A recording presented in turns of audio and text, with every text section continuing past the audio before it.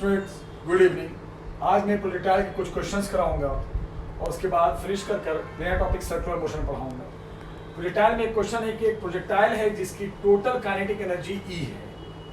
Means starting में जब हम प्रोजेक्टाइल को फेंक रहे थे तो उसकी काइनेटिक एनर्जी ई थी, तो इसी प्रोजेक्टाइल की काइनेटिक एनर्जी हाईएस्ट पॉइंट पे बताऊंगा, हाईएस्ट पॉइंट, और एंगल ऑफ प्रोजेक्शन थीटा है। तो एक बात बताओ, काइनेटिक एनर्जी का formula half m into velocity का स्क्वायर, तो यू से फेंका तो हाफ एम यू स्क्वायर, और इसी काइनेटिक एनर्जी को ई मानने को बोला है, तो e is equal to half m u square, equation number 1। फिर बताओ हाईएस्ट पॉइंट पे पहुंचते हो, मैंने पढ़ाया था हाईएस्ट पॉइंट पे पहुंचने के बाद वेलोसिटी जीरो हो जाती है, लेकिन कौन सी? वाई वाली, एक्स वाली जीरो नहीं होती। दोनों पार्ट होते हैं ना, प्रोजेक्टाइल है ना, और एक्स वाली वेलोसिटी जीरो नहीं होती। और ये भी पता है आपको कि प्रोजेक्टाइल का एक्स डायरेक्शन में कोई एक्सेलरेशन नहीं होता, तो जब एक्सेलरेशन नहीं होगा तो वेलोसिटी भी एक्स डायरेक्शन में हर जगह सेम होगी। तो अगर स्टार्टिंग में जो u का x होगा वही यहाँ पर भी x होगा, v का x यहाँ पर भी वही x पार्ट वाली वेलोसिटी कभी भी चेंज नहीं होती, याद रखना। तो अगर स्टार्टिंग में u का x जो होगा वही यहाँ पर भी वेलोसिटी का x होगा। यहाँ पे u का x क्या होता है, याद है? u cos थीटा, u का y u sin थीटा। तो u का x अगर यहाँ पर u cos थीटा है तो यहाँ पर भी x डायरेक्शन में वेलोसिटी u cos थीटा ही होगी, क्योंकि x डायरेक्शन में कोई एक्सेलरेशन नहीं होता। तो यहाँ पे kinetic velocity u cos theta हो गई, तो काइनेटिक एनर्जी कितनी हो जाएगी यहाँ पर? हाफ m इंटू जो भी वेलोसिटी है हाईएस्ट पॉइंट पे उसका स्क्वायर, u cos थीटा का होल स्क्वायर। ब्रैकेट खोल दो, half m u square cos square theta. Half m u square को क्या लिख सकते हैं? e लिख सकते हैं, वही टोटल एनर्जी स्टार्टिंग वाली। तो यहाँ पे काइनेटिक एनर्जी क्या हो गई? e लिख दोगे तो क्या हो जाएगा, बोलो? e cos square theta. Half m u square क्या हो गया बेटा? हाफ m u स्क्वायर अगर ध्यान दोगे तो half m u square e था ना, यहाँ पे क्या आ गया? Half m u square cos square theta, यानी कि ये e cos square theta. It means क्या सीखा आपने कि अगर ध्यान दो, अगर स्टार्टिंग में काइनेटिक एनर्जी E है तो हाईएस्ट पॉइंट पे पहुंचेगा तो kinetic energy E cos square theta हो जाएगा। क्यों? क्योंकि वहां पे वेलोसिटी u cos थीटा होगी, सिर्फ x वाली होगी, x वाली तो फिक्स होती है u cos थीटा, तो वेलोसिटी u cos थीटा, जहां पे वेलोसिटी पता है तो काइनेटिक एनर्जी होती है हाफ m v का स्क्वायर, जो भी वेलोसिटी है। ब्रैकेट खोलोगे तो half m u square cos square theta, half m u square को तो वही e लिख देंगे, तो e cos square theta. It means कि अगर यहाँ पे काइनेटिक एनर्जी E है तो हाईएस्ट पॉइंट पे E cos स्क्वायर थीटा। अब सुनो, एक सवाल है, प्रोजेक्टाइल का x पोजीशन यानी horizontal distance at any time t is 5t, और उसी प्रोजेक्टाइल का y पोजीशन, y का मतलब height, at any time t is 5t minus 4.9t square. Projectile का x पोजीशन और y पोजीशन दे रखा है, यानी प्रोजेक्टाइल का हॉरिजॉन्टल डिस्टेंस और वर्टिकल डिस्टेंस दे रखा है। तो पूछा है फाइंड वेलोसिटी ऑफ प्रोजेक्शन। आपसे पूछा है कि बताओ प्रोजेक्टाइल को किस वेलोसिटी से फेंका गया वो बताओ, और किस एंगल से फेंका गया वो बताओ। क्या गिवन है? दो चीजें गिवन है। एक तो प्रोजेक्टाइल की हॉरिजॉन्टल डिस्टेंस गिवन है किसी भी टाइम पे x, और उसकी वर्टिकल डिस्टेंस। तो आपको पता है x और y डिस्टेंस होते हैं, डिस्टेंस का formula ut plus half at square. अगर x निकाल रहे हो तो u का x, a का x, तो a का x तो जीरो होता है, तो x इज इक्वल टू क्या आ गया? u का x इंटू टी, और u का x पार्ट तो फिक्स है u cos थीटा, यानी x is equal to u cos theta into t. इसका मतलब ये तो वो फॉर्मूला बन गया जिससे हम प्रोजेक्टाइल की किसी भी टाइम कितना वो हॉरिजॉन्टल डिस्टेंस पे है वो हम निकाल सकते हैं, u cos theta into T. यानी x फॉर्मूला के हिसाब से होना चाहिए u cos theta into t, और x दिया हुआ है 5 इंटू टी, तो दोनों को इक्वेट कर देंगे, जो फॉर्मूला होता है और जो दिया हुआ है। तो u cos theta into t is equal to 5 into t, t और टी हो गया cancel, u cos theta is equal to 5, equation number 1। अब बताओ y भी क्या होता है? Vertical distance. तो वर्टिकल डिस्टेंस कभी निकालने का वही फॉर्मूला होता है, डिस्टेंस तो डिस्टेंस है, क्या फॉर्मूला? फिर वही ut plus half at square. u का y अब जो होता है u sin थीटा वो लेंगे इंटू t, a का y प्रोजेक्टाइल में जानते हो अगेंस्ट ग्रेविटी माइनस g होता है, माइनस g, बस। तो u sin theta into T minus half gt square. a का y देखो माइनस g होता है, a का x जीरो होता है, कई बार पढ़ा चुका हूं। तो अब प्रोजेक्टाइल का जो y पार्ट निकालना है, वर्टिकल डिस्टेंस निकालने का फॉर्मूला के हिसाब से ये होता है u sin theta into T minus half gt square. और जो दिया हुआ है वो है 5t माइनस 4.9t स्क्वायर। अब इक्वेट कर दो y को y से t, तो u sin थीटा को रिप्लेस करके 5 आ रहा है। जो दिया हुआ है उसमें u sin थीटा की जगह पे 5 आ रहा है, तो u sin theta is equal to 5, equation number 2।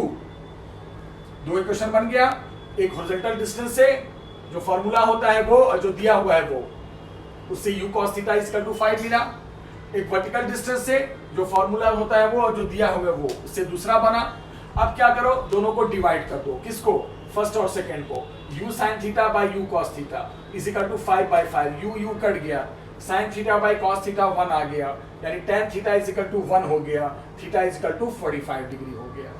आ गया 45, यानी बोलोगे सर प्रोजेक्टाइल को 45 डिग्री से फेंका गया। एंगल आ गया कि सर प्रोजेक्टाइल को इस सवाल में 45 डिग्री से फेंका गया, सिंपल। अब जो दोनों इक्वेशन आया है उसको स्क्वायर करके ऐड कर दो, स्क्वायर करके ऐड कर दो।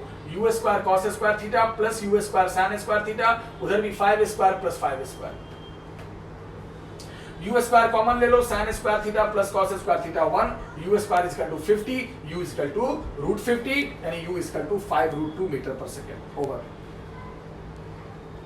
क्या क्या मैंने प्रोजेक्टाइल का हॉरिजॉन्टल डिस्टेंस और वर्टिकल डिस्टेंस दिया हुआ था। हॉरिजॉन्टल डिस्टेंस का जो फॉर्मूला होता है उसके हिसाब से x बनाओ और जो दिया हुआ है उसको इक्वेट करो। तो x is equal to u cos theta into t और यहाँ x is equal to 5 into t। Equate करो, t और t घट गया, u cos theta is equal to 5, equation number 1। y दिया हुआ है, y का जो फॉर्मूला होता है उससे y बनाओ, फिर कंपेयर करो। y इज इक्वल टू क्या है, 5t minus half gt square, तो y 5 इनटू t यानी 5 के जगह पे u sin थीटा है, कंपेयर करोगे तो दूसरा इक्वेशन बन जाएगा। एक u cos थीटा में आ गया, एक u sin थीटा में आ गया, उसके बाद दोनों को डिवाइड करो, थीटा आ गया, स्क्वायर करके जोड़ दो, u आ जाएगा। वही तो पूछा था, velocity of projection u and theta. Projectile finish हो गया है, काफी क्वेश्चंस करा दिए मैंने, अब इसको प्रैक्टिस करना। अब एक नया टॉपिक पढ़ाने जा रहा हूं, सर्कुलर मोशन। सर्कुलर मोशन वो होता है बेटा जिस मोशन में कोई भी पार्टिकल, कोई भी बॉडी एक फिक्स पॉइंट, जैसे O एक फिक्स पॉइंट है, O के चारों तरफ बॉडी घूमती है, गोल गोल गोल गोल गोल गोल, उसे कहते हैं सर्कुलर मोशन। इस मोशन में object revolve around a fix point. Fix point का नाम हमने क्या लिख दिया यहाँ पे, O, तो यहाँ पे लिख दूं मैं O। फिक्स पॉइंट के चारों तरफ बॉडी चक्कर काटती है, that is called circular motion. Circular motion में एक बात ध्यान रखना, जब आप सर्कुलर मोशन करते हो, जैसे मान लो अभी A पर हो, अब A से घूमकर B पे चले गए, तो सर्कुलर मोशन में आप अपनी जगह भी बदल रहे हो, A से B चले गए, तो ये जितना लेंथ आपने कवर किया, ये इतनी लंबाई, वो लीनियर डिस्प्लेसमेंट होगा। और जितना एंगल बनाया आपने, ये एंगल जितना आप घूमे वो एंगुलर डिस्प्लेसमेंट होगा। यानी सर्कुलर मोशन में दोनों तरह के डिस्प्लेसमेंट होते हैं, लीनियर भी होता है और अगर एंगल जो बन रहा है वो एंगुलर भी होता है। तो सर्कुलर मोशन में लीनियर डिस्प्लेसमेंट भी होता है और एंगुलर भी होता है, याद रखना, क्योंकि सर्कुलर मोशन में आप जगह बदलते हो तो उससे आपकी डिस्टेंस भी कवर होती है और एंगल भी बनता है। तो in circular motion you have both type of motion, linear as well as angular. तो A से B में जो लेंथ हुआ वो कहलाएगा लीनियर डिस्प्लेसमेंट, और जो एंगल आप घूमे वो कहलाएगा एंगुलर डिस्प्लेसमेंट। और सर्कुलर मोशन में, लीनियर मोशन में अगर है तो आपकी वेलोसिटी को, लीनियर वेलोसिटी को v से, और एंगुलर मोशन का अगर देखा जाए तो एंगुलर वेलोसिटी को ओमेगा से। यहां आप पढ़ चुके हो पहले, लीनियर एक्सेलरेशन को a से, बट एंगुलर एक्सेलरेशन को अल्फा से इंडिकेट करते हैं, याद रखना। और एक चक्कर काटने में जो टाइम लगता है उसे टाइम पीरियड कहते हैं। एक चक्कर काटने में जो टाइम लगता है उसे टाइम पीरियड कहते हैं, यहां लिखा है मैंने। और एक सेकंड में जितना चक्कर काट लोगे, एक सेकंड में 4 बार, 5 बार, 10 बार, एक सेकंड में, वो फ्रीक्वेंसी होती है। फ्रीक्वेंसी कहते हैं number of revolution per second, याद रखना। अब सुनो, फ्रीक्वेंसी और टाइम पीरियड एक दूसरे का उल्टा होता है, टाइम पीरियड का रिवर्स फ्रीक्वेंसी होता है। आगे सुनो, थीटा, थीटा क्या है, एंगुलर डिस्प्लेसमेंट। जो एंगल में लिया जाएगा वो एंगुलर डिस्प्लेसमेंट, इसकी यूनिट रेडियन, एंगल हमेशा रेडियन में लेते हैं। और ओमेगा एंगुलर वेलोसिटी, रेडियन पर सेकंड, याद रखना। अगर मैं बात करूं ओमेगा की तो वो हो जाएगा रेडियन पर सेकंड, क्योंकि है तो वेलोसिटी बट वो एंगुलर है तो वो रेडियन पर सेकंड। एक्सेलरेशन है तो एक्सेलरेशन तो रेडियन पर सेकंड स्क्वायर। टाइम का सेकंड, अब फ्रीक्वेंसी की यूनिट होती है रिवोल्यूशन पर मिनट या रिवोल्यूशन पर सेकंड। ये नंबर ऑफ रिवोल्यूशन होता है ना, पर मिनट पर सेकंड। पर मिनट में भी देते हैं और पर सेकंड में हमें देना पड़ता है। अच्छा, वेलोसिटी का फॉर्मूला क्या होता है? Simple formula. वेलोसिटी कैसे निकालते हैं? Change in position by change in time. Linear है तो लीनियर डिस्प्लेसमेंट दिखाएंगे, और एंगुलर है तो ओमेगा आएगा, तो डिस्प्लेसमेंट में थीटा आ जाएगा। अरे वेलोसिटी का फॉर्मूला लीनियर हो या एंगुलर होता क्या है? Change in position upon time. Linear position लोगे, लीनियर डिस्प्लेसमेंट दिखाओगे तो लीनियर वेलोसिटी आएगा, और अगर एंगुलर डिस्प्लेसमेंट में लोगे तो वह एंगुलर वेलोसिटी आएगा। अच्छा, एक्सेलरेशन क्या होता है? Change in velocity upon time. तो अगर लीनियर वेलोसिटी लोगे तो लीनियर एक्सेलरेशन आएगा, और अगर एंगुलर वेलोसिटी लोगे तो एंगुलर एक्सेलरेशन आ जाएगा। फॉर्मूला नहीं बदला है, मीनिंग बदल गया।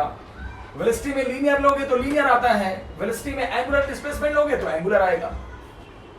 एक्सेलरेशन में लीनियर वेलोसिटी लोगे तो लीनियर एक्सेलरेशन आएगा, जो पहले से पढ़ते आ रहे हो थर्ड चैप्टर से, और अगर एक्सेलरेशन में एंगुलर वेलोसिटी लोगे तो एंगुलर एक्सेलरेशन आएगा। इसकी यूनिट मीटर पर सेकंड तो इसकी रेडियन पर सेकंड, इसकी मीटर पर सेकंड स्क्वायर तो इसकी रेडियन पर सेकंड स्क्वायर। क्या हुआ? L replace by theta, v replace by omega, a replace by alpha. Linear acceleration a तो एंगुलर में अल्फा, लीनियर वेलोसिटी को v से तो एंगुलर वेलोसिटी को ओमेगा, लीनियर डिस्प्लेसमेंट को l से तो एंगुलर डिस्प्लेसमेंट को थीटा से। बाकी फॉर्मूला सब वही फिजिक्स का पुराना वाला है, यूनिट भी मैंने बता दिया। रिवोल्यूशन पर मिनट या रिवोल्यूशन पर सेकंड फ्रीक्वेंसी की यूनिट होती है। अब मुझे एक बात का जवाब दो आप लोग, मैं आपसे एक बात पूछ रहा हूं, पॉइंट का जवाब ये हो बच्चे कि अगर मैं बोलूं कि पूरे एक चक्कर में कितना टाइम लगता है, तो उसको टाइम पीरियड कहते हैं। मैंने पढ़ाया ना अभी आपको कि पूरे एक चक्कर में जितना भी टाइम लगता है वही टाइम पीरियड होता है। और पूरे एक चक्कर में कितना एंगुलर डिस्प्लेसमेंट होगा? 2 पाई। पूरे एक चक्कर में अगर मैं एंगुलर डिस्प्लेसमेंट पूछूं पूरे एक चक्कर में तो कितना होगा? 2 पाई। और पूरे एक चक्कर में जो टाइम लगता है उसे कैपिटल टी। तो ओमेगा क्या होता है? Angular velocity, displacement upon time. Angular है तो एंगुलर लेंगे। अब एक चक्कर में अगर निकालना है, एक चक्कर में पूरे, तो थीटा कितना होगा? 2 पाई। और टाइम पीरियड, टाइम क्या होगा? टी। तो इससे क्या पता चला कि अगर आपको टाइम पीरियड पता है तो आप ओमेगा निकाल सकते हो। अरे यार, ओमेगा का फॉर्मूला क्या होता है? Simple, theta by T. Omega है क्या? वेलोसिटी, एंगुलर वेलोसिटी, तो एंगुलर डिस्प्लेसमेंट बाय टाइम। अब एक चक्कर का डाटा लें तो एक चक्कर का टाइम पीरियड टी लोगे तो एक चक्कर का एंगल 2 पाई होता है एंगुलर डिस्प्लेसमेंट, तो 2 पाई बाई टी। यानी अगर हमें टाइम पीरियड पता है किसी सवाल में तो ओमेगा निकाल सकते हैं। और टाइम पीरियड का उल्टा फ्रीक्वेंसी होता है तो 1 बाई टी को एफ भी लिख सकते हैं। तो फ्रीक्वेंसी पता है 2 पाई इंटू एफ कर दो ओमेगा आ जाएगा। टाइम पीरियड पता है 2 पाई बाई टी कर दो ओमेगा आ जाएगा। तो अगर टाइम पीरियड या फ्रीक्वेंसी पता है सर्कुलर मोशन का तो एंगुलर वेलोसिटी हम निकाल सकते हैं। ये सब याद रखना। अब बताओ, सर्कुलर मोशन में मैंने क्या कहा? दोनों तरह के टर्म्स होते हैं, दोनों तरह के मोशन होते हैं। लीनियर भी, आप अपनी जगह से आगे भी बढ़ते हो, लीनियर मूवमेंट भी होता है और एंगुलर भी होता है। तो आपके पास लीनियर डिस्प्लेसमेंट भी होता है, एंगुलर भी होता है। आपके पास लीनियर वेलोसिटी भी होती है, एंगुलर वेलोसिटी भी होती है। आपके पास लीनियर एक्सेलरेशन भी होगा, एंगुलर भी होगा। आपके पास दोनों तरह के पैरामीटर्स होंगे, क्योंकि सर्कुलर मोशन में you have linear movement as well as angular movement. तो दोनों में रिलेशन बताने जा रहा हूं। मान लो आप ए से बी चले, ए से बी में आपने कितना लीनियर डिस्प्लेसमेंट किया? एल। और कितना ए और बी के बीच एंगुलर डिस्प्लेसमेंट हुआ? थीटा। ये सर्कल का रेडियस है आर, ये पॉइंट है आपका ओ। तो एक बात बताओ बेटा, आप यहां से यहां आओ, यहां आओ, यहां आओ, यहां आओ, रेडियस तो नहीं बदलेगा। यानी इस सर्कुलर मोशन में रेडियस हमेशा कांस्टेंट रहता है, पहली बात। और मैंने कहा था मैथ्स में अगर एंगल निकालना है, चाहे वो लाइन सीधी हो चाहे लाइन टेढ़ी हो, अगर एंगल निकालना है किसी भी दो पॉइंट के बीच कितना एंगुलर डिस्प्लेसमेंट हुआ, तो फॉर्मूला होता है एल बाई आर। ये मैथ्स में पढ़ाया गया था और सेकंड चैप्टर में भी मैंने पढ़ाया था। एल बाई आर, एल का मतलब जितना वो थीटा के सामने लंबाई है अपॉन आर, तो theta is equal to l by r होता है फॉर्मूला। क्रॉस मल्टीप्लाई कर दो, l is equal to r into theta. क्या सीखा आपने? दो पॉइंट के बीच अगर आपको एंगुलर डिस्प्लेसमेंट पता है और रेडियस से मल्टीप्लाई कर दो तो उन दो पॉइंट के बीच लीनियर डिस्प्लेसमेंट आ जाएगा। चलो, अब एल इज इक्वल टू जो आर थीटा आया, इसको दोनों साइड डिफरेंशिएट कर दो। लिखा है मैंने, दोनों साइड डिफरेंशिएट करो। तो एल को करो विद रिस्पेक्ट टू टाइम, उधर भी करोगे आर थीटा को with respect to time. R तो कांस्टेंट होता है, कांस्टेंट में डिफरेंशिएशन बाहर आ गया, तो एल को किया विद रिस्पेक्ट टू टाइम, उधर करेंगे तो आर को बाहर ले लो, थीटा को कर देंगे with respect to time. Finish. और आपको पता है rate of change of linear displacement v बन जाएगा, तो ये क्या बन गया v। Rate of change of angular displacement ये बन जाएगा ओमेगा, तो क्या आ गया v equal to r into omega. लीजिए रिलेशन आ गया कि एंगुलर वेलोसिटी को रेडियस से मल्टीप्लाई कर देंगे तो लीनियर वेलोसिटी आ जाएगी। अब जो v equal to r omega आया उसको फिर डिफरेंशिएट कर दो, किसके रेस्पेक्ट में, t के रेस्पेक्ट में। इसको भी करोगे t के रेस्पेक्ट में, इसको भी करो t के रेस्पेक्ट में, फिर r बाहर आ गया। और वेलोसिटी को t के रेस्पेक्ट में करोगे तो एक्सेलरेशन आएगा, तो लीनियर है तो लीनियर बनेगा, और एंगुलर वेलोसिटी है तो एंगुलर एक्सेलरेशन बनेगा। तो a equal to r alpha. तो इन तीनों को ध्यान से देखो, एक चीज समझ में आया कि आपके पास एंगुलर डिस्प्लेसमेंट हो, एंगुलर वेलोसिटी हो, एंगुलर एक्सेलरेशन हो, उसको रेडियस से मल्टीप्लाई कर दो तो उसी चीज का लीनियर आ जाता है। Angular displacement into radius linear displacement, angular velocity into radius linear velocity, angular acceleration into radius linear acceleration. इसका मतलब क्या समझ में आया कि सर्कुलर मोशन में अगर आपको एंगुलर टर्म पता है, रेडियस से मल्टीप्लाई कर दो, लीनियर बदल जाएगा, लीनियर आ जाएगा, लीनियर आ जाएगा। सर्कुलर मोशन में याद रखना दोनों तरह की चीजें पाई जाती हैं, क्योंकि इसमें लीनियर मूवमेंट भी होता है, आप डिस्टेंस भी कवर करते हो और एंगल भी बनाते हो, तो दोनों में रिलेशन याद होना चाहिए। एंगुलर टर्म के साथ रेडियस मल्टीप्लाई कर दें तो उसी चीज का लीनियर आ जाता है। आगे बढ़ते हैं। सर्कुलर मोशन में बेटा याद रखना, जैसे मान लो आप ऐसे, ये एरो ऐसे सर्कुलर मोशन कर रहे हो, तो सर्कुलर मोशन में किस आप ऐसे घूमो या ऐसे घूमो, क्लॉकवाइज घूमो या एंटी क्लॉकवाइज, उससे फर्क नहीं पड़ता। किसी पॉइंट पे भी, किसी भी पॉइंट पे जो टेंजेंट की डायरेक्शन होगी, टेंजेंट की, जैसे इस पॉइंट पे, इस पॉइंट पे, इस पॉइंट पे, इस पॉइंट पे, जैसे यहां पे खींचो टेंजेंट इधर जाएगा, यहां पे खींचो इधर जाएगा, यहां पे खींचो इधर जाएगा, यहां पे खींचो इधर जाएगा। तो किसी भी पॉइंट पे जो टेंजेंट की डायरेक्शन होगी, टेंजेंट टचिंग लाइन, वही वहां पर उस सर्कुलर मोशन में वेलोसिटी की डायरेक्शन होती है। मान लो सर्कुलर मोशन ऐसे हो रहा है, ऐसे हो रहा है, ऐसे हो रहा है, तो जो टेंजेंट की डायरेक्शन होगी वही वेलोसिटी की डायरेक्शन होगी। ध्यान देना, इन circular motion the direction of tangent at any point gives the direction of velocity at that point. मतलब मैं क्या बोल रहा हूं कि मान लो यहां पे वेलोसिटी की डायरेक्शन पता करनी है, यहां पे पता करनी है, यहां पे पता करनी है, ऐसे घूम रहा है तो टेंजेंट टेंजेंट टेंजेंट टेंजेंट। अगर ऐसे घूमता तो होता तो टेंजेंट, बट टेंजेंट ऐसे आता, ऐसे आता, ऐसे आता, ऐसे आता। तो सर्कुलर मोशन में किसी भी पॉइंट पे टेंजेंट जो होगा, टेंजेंट वो डायरेक्शन ऑफ वेलोसिटी देगा। लेकिन हाँ, अगर वेलोसिटी का मैग्नीट्यूड सेम दिखा रहे हो तो वो यूनिफॉर्म सर्कुलर मोशन होगा, और अगर वेलोसिटी का मैग्नीट्यूड बदल रहा है तो वो नॉन यूनिफॉर्म सर्कुलर मोशन होगा।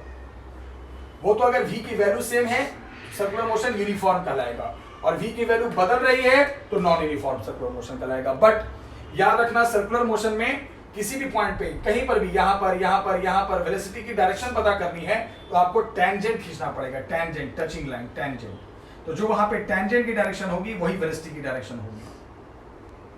और अगर v का मैग्नीट्यूड भी सेम दिखा रहे हो तो वो यूनिफॉर्म सर्कुलर मोशन, मतलब हर एक ही वेलोसिटी से वो घूम रहा है, और v का मैग्नीट्यूड अलग अलग दिखा दोगे तो वो हो जाएगा नॉन यूनिफॉर्म सर्कुलर मोशन।